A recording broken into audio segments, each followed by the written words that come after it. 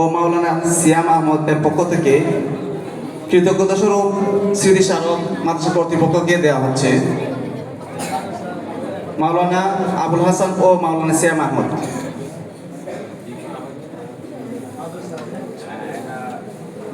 তারা দীর্ঘদিন এই মাদ্রাসায় পড়ালেখা করেছে এবং